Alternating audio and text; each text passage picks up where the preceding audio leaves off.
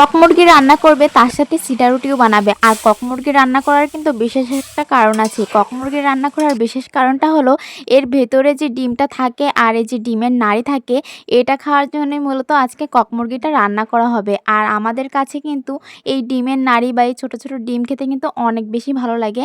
আমাদের বাসায় সবাই প্রায় এইগুলো খেতে খুব পছন্দ করে, তাই জন্যই আজকে কক মুরগিটা রান্না করা হবে।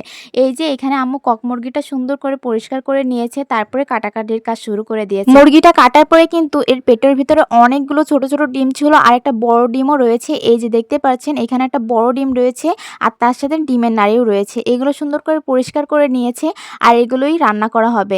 এটা রান্না করার পরে কিন্তু খেতে খুবই ভালো লাগে। মুরগিটা কেটে সুন্দর করে পরিষ্কার করে রেখেছে, আর এখানে মশলা বাটার জন্য চলে আসলো আম্মু। এখানে শিলবাটায় সব মশলাগুলো এক এক করে বেটে নিচ্ছে। এখানে রসুন বাটা, আদা বাটা, আর রয়েছে জিরা বাটা, সবগুলো সুন্দর করে বেটে নিচ্ছে। আর শিলবাটায় বাটা মশলা দিয়ে রান্না করলে কিন্তু অসম্ভব ভালো লাগে খেতে। শিলবাটায় বাটা মশলার স্বাদই কিন্তু অন্যরকম। আর এখানে আম্মু কড়াই বসিয়ে দিল, তেলটা দিয়ে দিল এর ভিতরে। আর তেলটা গরম হয়ে আসলে এর ভিতরে বেশ অনেকটা পরিমাণে পেঁয়াজ কুচিয়ে দিল। পেঁয়াজটা একটু ভাজা ভাজা হয়ে আসলে এখানে মুরগির মাংসটা দিয়ে দিল। এখানে মুরগির মাংসটা ধুয়ে সুন্দর করে পরিষ্কার করে রেখেছিল, তারপরে এটা দিয়ে দিল।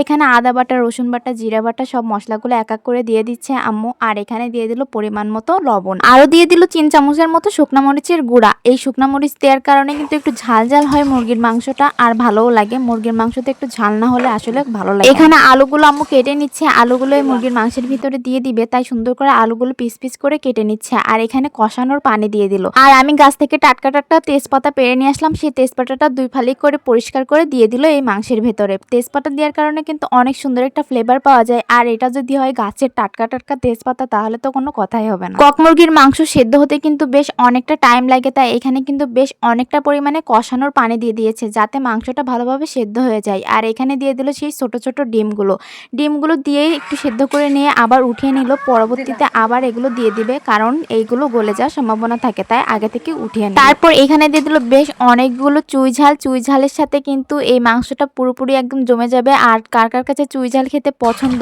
তারা অবশ্যই কমেন্ট করে জানাবেন। আমাদের বাড়ির সবাই চুই ঝাল খেতে খুব পছন্দ করে, আর চুই ঝাল দিলে কিন্তু মাংসের টেস্টটা দ্বিগুণ বেড়ে যায়। আমার কাছে তো এটাই মনে হয়। এরপর এখানে দিয়ে দিল সেই কেটে রাখা আলুগুলো দেওয়া হয়ে গেলে একটু নাড়াচাড়া করে নিল। মাংসটা কিন্তু প্রায় কষানো হয়ে গিয়েছে। কষানো হয়ে গেলে এবার এখানে ঝোলের পানি দিয়ে দিল।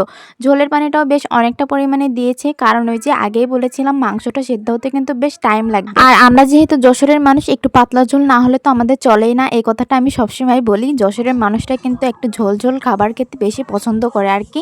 ঝোল ঝোল রান্না বান্না করতে বেশি পছন্দ করে, তরকারি হোক বা মাংস, যে কোনো কিছুতেই কিন্তু। আর মুরগির মাংসের রান্নার পাশাপাশি যেহেতু আমার ছিটা রুটিও বানাবে, সেহেতু ঝোলটা একটু বেশিই রাখা হয়েছে, কারণ ঝোলের সাথে ছিটা রুটি না হলে তো চলেই না। ঝোল আম্মুর মুরগির মাংসটা রান্না করা হয়ে গিয়েছে, আম্মু মুরগির মাংসটা নামিয়ে নিল। আর এখানে একটু জিরার গুঁড়া দিয়ে দিবে মুরগির মাংসের উপরে, এতে কিন্তু সুন্দর একটা ফ্লেভার পাওয়া যায়, আর খেতেও ভালো লাগে মুরগির মাংস। এখানে আম্মু ছিটা রুটি বানানো শুরু করে দিল। এখানে ছিটা রুটি বানানোর জন্য পানিটা গরম করে নিতে হবে, হালকা কুসুম গরম করে নিতে হবে। তারপরে এর মধ্যে দিয়ে দিল সয়াবিন তেল আর স্বাদ মতো লবণ দিয়ে ভালোভাবে গুলিয়ে নিল। এই পর্যায়ে কড়াইতে করে হালকা একটু তেল ব্রাশ করে নিল, তারপরে দিয়ে দিল সেই ছিটা রুটির ছিটা ছিটা করে দিয়ে দিল, বেটারটা গুলিয়ে নিল। আর সুন্দর করে ছিটিয়ে ছিটিয়ে ছিটা রুটি বানানো হয়ে গেল।